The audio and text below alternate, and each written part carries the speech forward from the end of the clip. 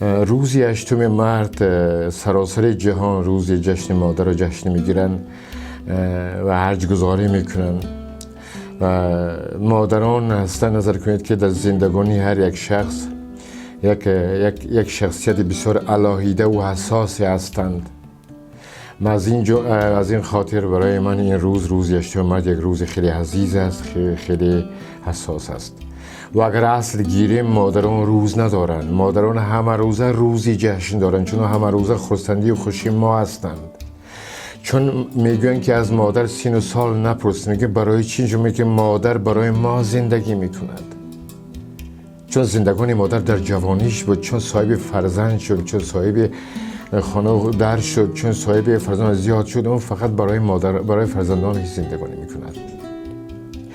و مادر در زندگانی، یعنی چطور من تصویر میکنم مادر عزیز را، مادر عزیز خودم را، رحمتی باد خدا جایشون جنت باشد، یادی پاکشون بخیر است. مادر این یک نقش خداوند در روی زمین است. از کدام لحاظ؟ از اون لحاظ که مادر با محبت فرزند را تربیت میکند. مادر با صله کردن سر فرزند را تربیت میکند.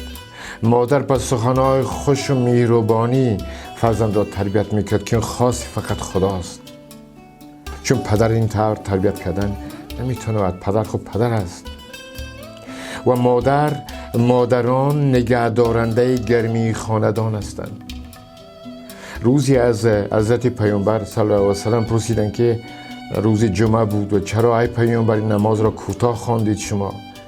بود با یک نظر دیدم که مادران با فرزندان به نماز خوانی اومده هستند. من کوتاه خواندم چون آباد کننده خاندان شما همین مادرانند. چون نگهدارنده گرمی خاندان شما همین مادرانند. و اگر در تاریخ قسمت دنیوی جهانی گیریم و نقش مادر گیریم، امروز مادر در سطح‌های بلند زندگان در دولتی و حکومتی کار میکند. و هر جایی که مادر زن کار میکند، هر جایی که بانو خواهر کار میکند، اونجا پیشرفت است، اونجا مهربانی است، اونجا دوستداری هست. نقش زن فقط در ضعیفیت نیست که زن ضعیف است یا که ما پرشکسته میگوییم، این در گذشته است. امروز زن قهرمان است. امروز زن وزیر است.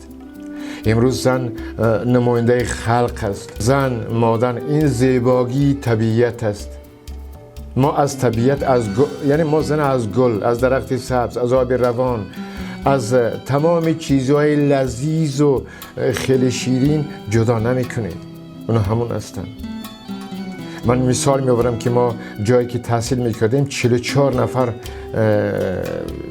مرد تحصیل می‌کردیم. یعنی جنسی مرد بود و یک دختر داشتیم. وقتی که ما وارد اون صنفخانه میشدیم، پیش از وارد شدن ما خودمون درست می‌کردیم که اون دختر در اونجا هست. نظر کنید که چی تحصیل یک آینه جامعه ما هست زن مادر. از اونی که غیر اونی که فرزند به دنیا می آورد. یعنی آینده هر ملت زن است. از این خاطر میگویند که زن با یک دست گواره می جنباند و دست دیگر دنیا را می جنباند. از این خاطر تمام عشق و بزرگی های تمام کتاب های دینی و دنیوی وابسته به زن، به دختر، به محبوبه بخشیده می شود. یعنی اگر زن دوست دارد دنیا دوست می دارد.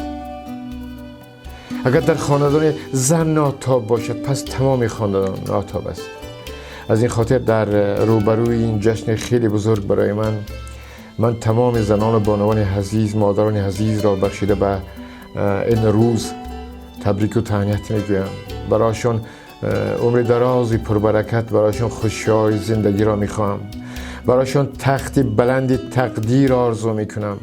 برایشان راه انوار زندگانی آرزو میکنم که هیچگاه پایشان به سنگی بر نخورد و خار نخلد. جشن تا مبارک باشد مادران عزیز من، خواهران عزیز من، دختران عزیز من.